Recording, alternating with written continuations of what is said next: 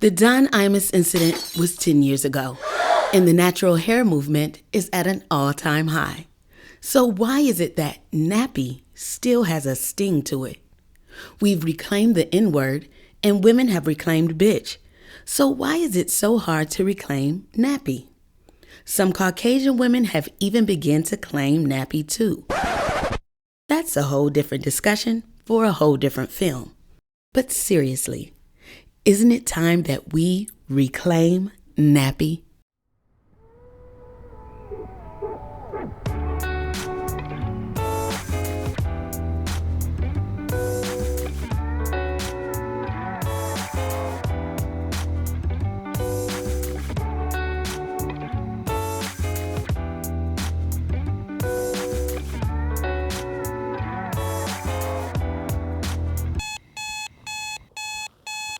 Time, weather, and always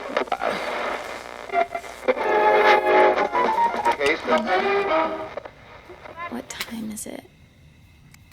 Am I late? Shit, I'm late.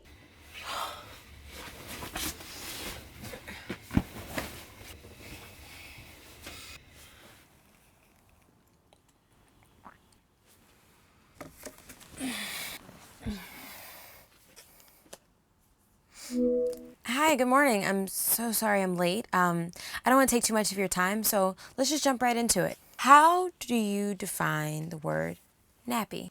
Nappy. Nappy. Nappy brings up memories of being made fun of as more of a negative connotation that was thrown around by girls at school. It's the state after which you have done nothing to it. And, you know, lots of women in my family, we do a lot to it. There's so many products, it ranges the gamut of what we do. So to say it's unmanageable and it's nappy is just it's somewhat of a slap in the face because of so much that we do to it, which is, it's definitely in, it's not nappy. So the word nappy means something that is extremely hard to comb, something that is very tough, and it's something that's pretty derogatory. Like if somebody said, oh, your hair is so nappy, that doesn't mean anything good to me. And for me, I actually have kind of the opposite experience because I remember when there was a slogan that came out that said, I'm nappy and happy. It's like a way to express your happiness with your hair, regardless of the texture or definition that it might have. So what I think about the word nappy is I'm kind of indifferent. It doesn't mean so much to me. I don't give too much power to it. And it's all about how someone uses it. I mean, I grew up with teenage uncles and aunts and all types of words were thrown around like shrimp, ugly, ashy, nappy, but it's all about your level of comfort, your sensitivity, and I think it's also about who says it. So if someone says, ooh, your hair is nappy, they might not be meaning to be offensive.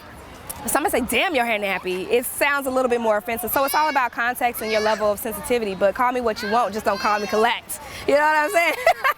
It's just me. What we're gonna do? This is my hair. So I am biracial. My mom is white and Jewish, and my dad is Jamaican. And for as long as I can remember, my mom, bless her heart, because there weren't as many resources as they are today online, but she didn't know how to manage our hair and didn't have great resources at the time, so she cut off all our hair. So we had little afros, like teeny weeny afros, my sisters and I. And so that's how we spent our youth. I really wanted to look like Freddie on A Different World, if all of you can remember that. And I remember there was a certain point where for years I was like, well, why can't my hair just look like Freddie's? And the funny thing is that years later it actually does kind of, because I went natural and all that kind of stuff, but at the time, the closest way to get to that was to take my teeny weeny afro and like relax it. So my dad started relaxing our hair. So that's kind of how we, managed our hair over those years. And the funny thing is, I didn't really know my curls. until I was, I guess 35. And that's been a whole discovery process in and of itself. Well, that was great. Thank you so much. And I'll look forward to talking with you soon. Thanks.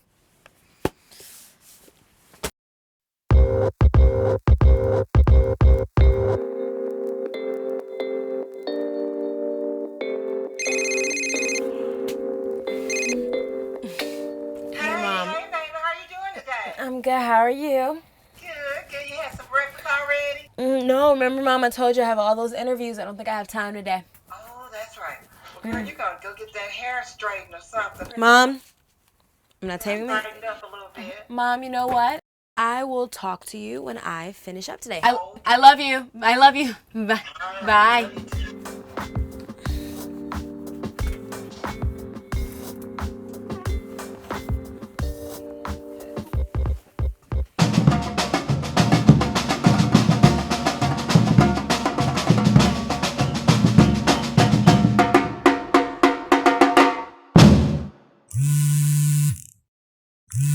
Hey Mara, how's the assignment going? It's going. Now that's not the amount of enthusiasm that I want to hear. Researching the current state of the word nappy is not only a great front page story for our blog, which would be the first front page for you, but also you should look at it as an opportunity for self-discovery, Mara. The naturalista under that bad wig is just waiting to come out, Mara. Free her. This is your opportunity. Okay. I know that you have a few more people to interview today, so best of luck and leave now because you're late.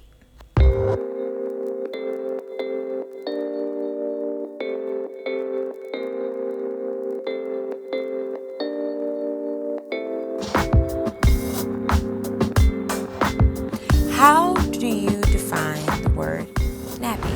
I don't know. When I hear the word nappy, I really think about how white supremacy has made Black people hate themselves, you know, like, because to me, the antithesis of nappy is good hair. I'm African, so my hair is nappy. I'm sure you can see it. But, you know, for me, I love myself as I am. I don't wear fake nails. I don't wear fake hair. I don't wear fake anything because I'm happy to be nappy. Nappy is an interesting word. Growing up, nappy was something that was derogatory, that was just like something with women, it's just like, oh, your hair is not done, it was quote unquote peasy or just not nice. Now I feel like we've taken the word nappy and it's just more of like natural. You know, I get the thing where it's just like, oh, your hair is kind of nappy, it's a feel. So I'm like, dude, whatever. You know, I feel like now with original hairstyling and just like, you know, the natural look, we've taken the word back, we've made it something else, and I like it now because before I just didn't like the meaning and the connotation behind it, where it's just like if you didn't have some sort of perm or your hair was natural, it was like a negative thing. And now with so many different hairstyles, and I'm glad, you know, we have like the cut life, so people know you can wear it in different forms and different styles, and there's nothing wrong with that. So nappy now it used to be a bad thing, now it's a good thing, and there's nothing wrong with it. You know, it's such a racially charged word. It's got a lot of emotion attached to it, and it's a complicated word for us because it's been used to hurt us, it's been used to insult us, it's been used to make us feel less than. So although I'm comfortable with the word nappy, I mean, I have nappy hair and I'm totally fine with it. I know there are a lot of people who aren't comfortable with that word, and I think it's important for us to figure out a way for us to embrace that word in the spirit of love, because it is a part of our culture that we should accept. There's nothing wrong with having nappy hair, and anyone who makes us feel that there is something wrong with it, there's something wrong with them.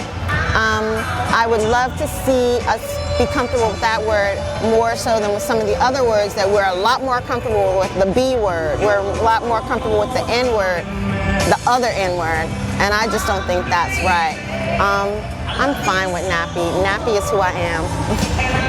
I think that as a woman of color, first and foremost, that the media plays a huge role in what we consider to be beautiful in our community, and we never look within ourselves to figure out or to appreciate what we have. And so following the media, advertising, and looking at those women and seeing, you know, a beautiful woman with loose curls is not the only type of curl. So I would really say that what you were given is beautiful, and that's the only thing that matters. It's okay to be in awe of someone else's hair, their beauty, but what you have is just as beautiful because it's different, not because it's the same.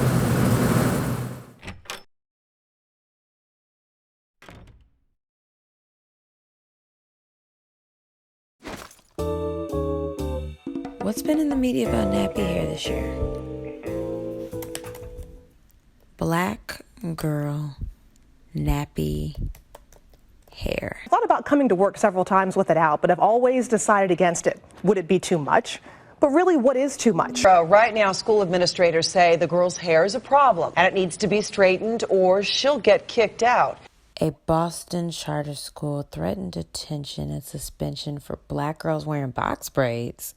The school actually had a no hair extension policy. In a statement, school officials told us our policies foster a culture that emphasizes education rather than style, fashion, or materialism. Our policy on hair extensions, which tend to be very expensive, is consistent with the educational environment that we believe is so important to our students' success. This young lady got suspended because her hair was quote unquote untidy hair.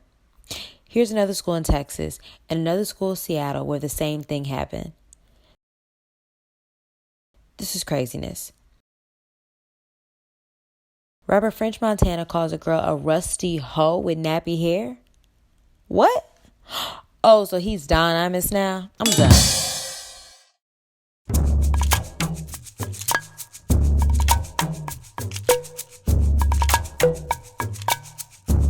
And then there's Curl Fest, a mecca of twists, afros, curls, and beards.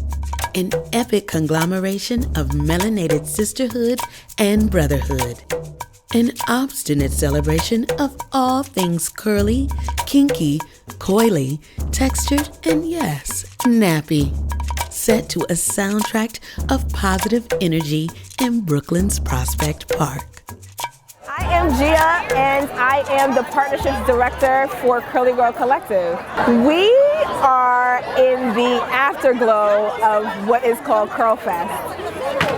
And it's put on because we need it, and it's clear that we need it. The energy here and the hunger here has let us know that this type of experience, this type of platform where we can celebrate each other, ourselves, our natural beauty, and everything that is encompassed in that, that's what Curl Fest is about. That's why we do it. When someone acknowledges my hair in such a way that they can pick from their vocabulary the word nappy, kind of honored.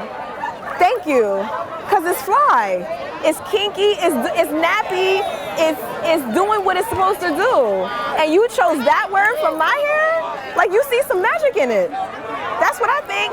I could choose to take nappy as something else. I could choose to, but when you just love your hair and you love who you are and you love your beauty, don't get me wrong, there's days when you don't feel cute or any of those things, but when you intrinsically and viscerally love you, they can call me nappy and it's still a compliment. Call my hair nappy, it's fine. This is my first Curl Fest experience and I just love it. There's so many people here, so many beautiful women, a lot of hair inspiration, so I'm just taking it all in and I love it. It was great. I'm West Indian, my parents are Jamaican, and so I've even had like my grandparents like, oh, like you got your nappy going on right now, you gonna tame it? Like they used to like your hair being like prime and proper and straight, and you know, so it used to have this negative connotation to it, but I think that I've learned to like embrace it all the more. Like I've learned to embrace my curls, and that like it doesn't faze me anymore. So that word is just like, okay, it's nappy, but that just means that it's tough, it's strong, and it can do so many things that my hair being straight could not. So, you know, it's whatever. I feel like us melanated people are the only people who have just snatched every negative and transformed it into a positive. So when I think about the fact that we've changed the word, I think it just emphasizes the power that we have as a community. Like, I didn't wake up and say nappy is a good term. We all decided like, yo, nappy hair is popping. And if you don't have nappy hair, I'm sorry for your life. You know, like, I feel like that's a power that people need to grab by the horns and take advantage of. We transformed it into a beautiful term, a beautiful compliment. Your gray hair is nappy, thanks, boo. I worked hard on it. I worked hard on the nap, okay? It's beautiful. Even if you have a 3B or a 4C, like 4C is amazing. Like, people would assume that 4C isn't, but it is. Like, literally, I think the coarser the hair, the better. Just saying. To those people who don't know if they can rock their natural hair, talk to a few people, admire a few people, like go up to them and say, what are you doing? What products are you using? Like, how did you start? Like, and I love those questions because I'm like, you know what, girl? I had to talk to a lot of people. My sister's natural. She was the first person who was like, get natural, like go natural. Like you won't even, I know that you don't think that your hair is bomb. Thank you. It's like you don't think that your hair is bomb, but when you become that person and when you finally embrace that, you realize how great it is. And it's not like you don't have to stop doing your weaves and you don't have to stop doing your protective styles all naturally. You just have to like give the time to just do it and just see how you feel, because it's beautiful. It's a cool experience, you know, it's different.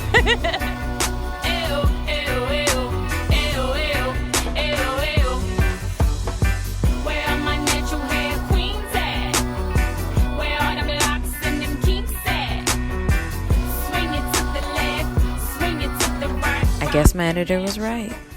The journey was for me. Nappy is who I am, and I'm proud of it. I'm proud of my heritage. I'm proud of my naps, and I'm proud to reclaim nappy. Released from an institution, I never knew that this substitution would cause me to realize that the solution to my hair woes would be to take it back to my roots, the ones that I ran from, instead of celebrating them and accepting the truth that I'm black with naps, and I've learned how to deal with that with a better comb and some new products. Now my lying is free, no more lying to myself, or no lying, no perm in me. I accept the fact that I'm a comb breaker, delivered from the American dream of a straight head hair straightener. I saw the vision, going back to my past, to those days as a little girl when kinks were all that I had. Now I'm glad that I decided to go natural, cause it's freedom and that's factual. Where are my natural hair queens at? Where are them locks and them kinks at? Swing it to the left, swing it to the right, rock your natural, leaving them perms out. Where are my natural hair queens at? Where are them locks and them kinks at? Swing it to the left, swing it to the right, rock your natural, leaving them perms out. If you're all natural with afros, cornrows, bands, knots, coils, twists, braids, and locks, then pump your fists if that's what you got. I said pump your fists if that's what you got, and pump your fists if you want to make the big chop. Go natural, embrace your roots, don't run from it, accept the truth that when you're Damn, how we miss each other, huh? Boom. Okay, dance time. Get it, Kate. Get it. Yeah, you did it. Get it. Where's that dancing? I know you can go bigger than that. Okay. We dance like There we Sesame go. Street characters. We don't have the nay. That's how my dad dances down like that. She doesn't know how to dab? No, we don't know how to do any of that. She doesn't know how to dab.